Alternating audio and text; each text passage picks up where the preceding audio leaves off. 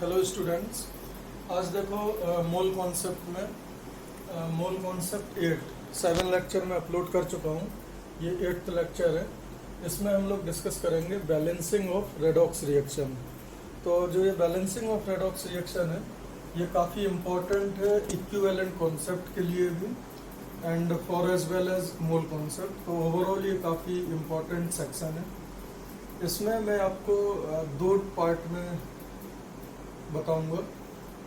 जो पहला पार्ट है, if involve species are ions, अगर आपको आयनिक मैकेनिज्म दिया होगा, जैसे आयंस अगर दिए होंगे तो किस तरीके से प्रोसीड करेंगे। उसके बाद सेकंड बताऊंगा, जब मॉलिक्यूल्स दिए होंगे तो कैसे हम लोग प्रोसीड करेंगे। मैं आपको सिंपल रूल्स बताऊंगा, आप उनको कॉपी में नोट करना एक एक करके, और उन रूल्स को अप्लाई कैसे करना है वो अपन यहाँ पे वीडियो में देखेंगे।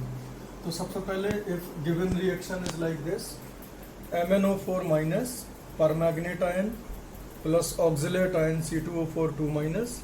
अच्छा, एक और बहुत इंपॉर्टेंट बात है, अगर कोई रिएक्शन आपको आयोनिक फॉर्मेट में दिया हुआ है तो वो ये ज़रूर बताएगा कि रिएक्शन आपको किस मीडियम में बैलेंस करना है। तो गिवन मीडियम इज एसिडिक, ये बेसिक भी हो सकता था। यहीं पे मैं बताऊंगा अगर बेसिक मीडियम होता तो अपन क्या चेंज करेंगे। अभी आप ये मानो कि आपको इसको एसिडिक मीडियम में बैलेंस करना है।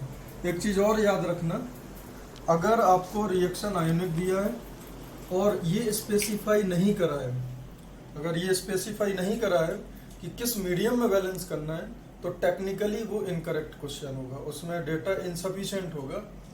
बिकॉज आयंस को बैलेंसिंग के लिए ये कंपलसरी है बताना कि वी विल यूज H+ और OH-। तो बिल्कुल सीधी सीधी बात है, आयोनिक फॉर्मेट में जब रिएक्शन दी होगी वो बताएगा आपको कि एसिडिक में करना है या बेसिक में।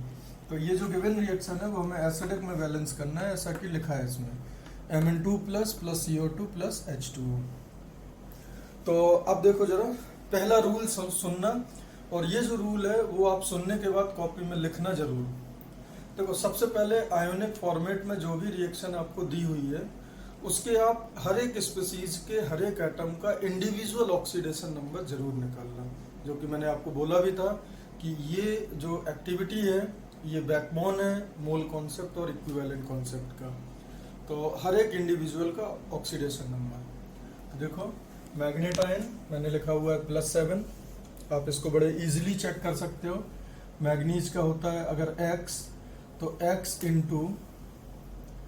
4 × -2, और टोटल चार्ज कितना है -1, कितना आ जाएगा, X आ जाएगा +7। तो इस तरीके से हर एक इंडिविजुअल का ऑक्सीडेशन नंबर।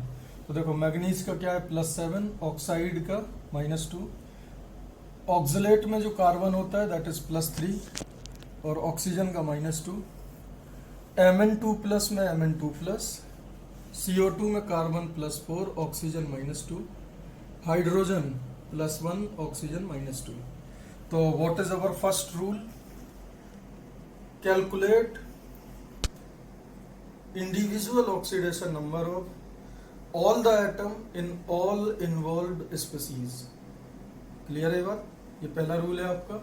अब देखो जरा, इसमें मैग्नीज जो हो रहा है वो +7 से +2 में जा रहा है, कार्बन +3 से +4 में जा रहा है। तो मैग्नीज का क्या हो रहा है, reduction. Decrease in oxidation number is reduction, increase in oxidation number is oxidation. और यहाँ पे बेटा hydrogen, oxygen and charges are spectator. तो हाइड्रोजन ऑक्सीजन यहाँ पे स्पेक्टेटर है।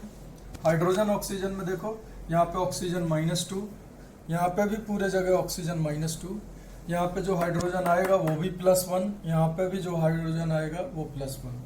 तो बेसिकली हमने ये आइडेंटिफाई करा कि कौन कौन से एटम रेडॉक्स में पार्टिसिपेट कर रहे हैं और कौन कौन से एटम स्पेक्टेटर का रोल प्ले कर रहे हैं।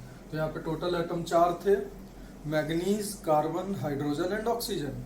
तो मैग्नीज का हो रहा है रिडक्शन, कार्बन का हो रहा है oxidation, and hydrogen and oxygen are spectator. Plus ionic mechanism है तो चार्ज भी होगा, उसको भी हमें बैलेंस करना पड़ेगा। Now move to second rule. तो पहले रूल में क्या है, सभी लोगों का इंडिविजुअल ऑक्सीडेशन नंबर निकालना और ये आइडेंटिफाई करना कि किस एटम का ऑक्सीडेशन हो रहा है, किस एटम का रिडक्शन हो रहा है और कौन कौन स्पेक्टेटर है। Now move to rule number 2, separate oxidation and reduction part. Separate oxidation and reduction part and calculate total change in oxidation number in both half reaction.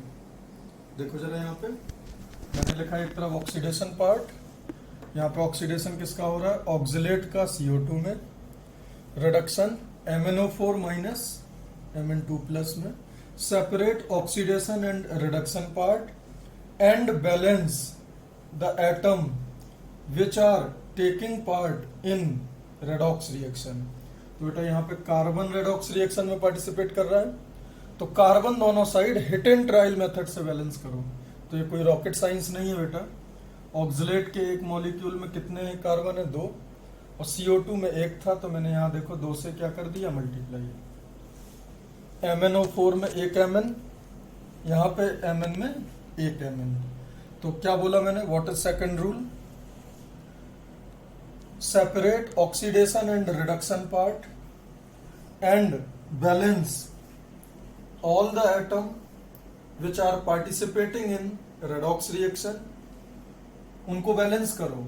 And reaction में, दोनों रिएक्शन में जो total change in oxidation number है उसको निकालो। तो देखो बेटा यहाँ पे ध्यान से, यहाँ पे चेंज किसकी ऑक्सीडेशन नंबर में हो रहा है, सिर्फ carbon.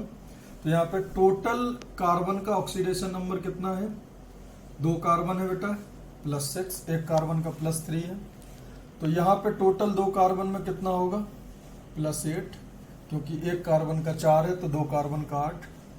Now final oxidation number कितना है, 8, इनिशियल ऑक्सीडेशन नंबर कितना है, 6, तो डेल्टा ON कितना होगा, +2, 8 - 6। बेटा याद रखना, यहाँ पे बच्चे क्या करते हैं, सर 3 और 4, 3 से 4 में जा रहा है, change in oxidation number 1 calculate करते हैं, यही मिस्टेक हो जाती है।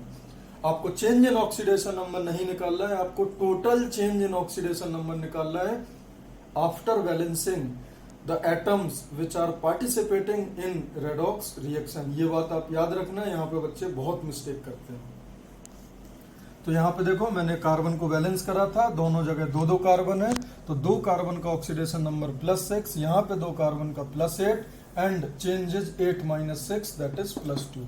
यहाँ पे बेटा 1 Mn है, यहाँ पे भी 1 Mn है, 2 में गया 7 से, फाइनल क्या है 2 और इनिशियल क्या है 7, तो 2 - 7 दिस विल बी -5। तो इस हाफ रिएक्शन में जो चेंज इन ऑक्सीडेशन नंबर है वो कितना है, -5। इस टोटल हाफ रिएक्शन में चेंज इन ऑक्सीडेशन नंबर कितना है, +2। This is your second rule. तो सेकंड रूल क्या हुआ, separate oxidation and reduction part, और जिन जिन एटम का रेडॉक्स में पार्टिसिपेशन है उनको आप individually hit and trial method से बैलेंस करो and total change in oxidation number निकालो। नेक्स्ट तीसरा रूल क्या है, ध्यान से समझो। दोनों में जो चेंज इन ऑक्सीडेशन नंबर है, इसमें +2 है, इसमें -5 है, इनमें अप्रोप्रिएट नंबर से आप मल्टीप्लाई करो सो दैट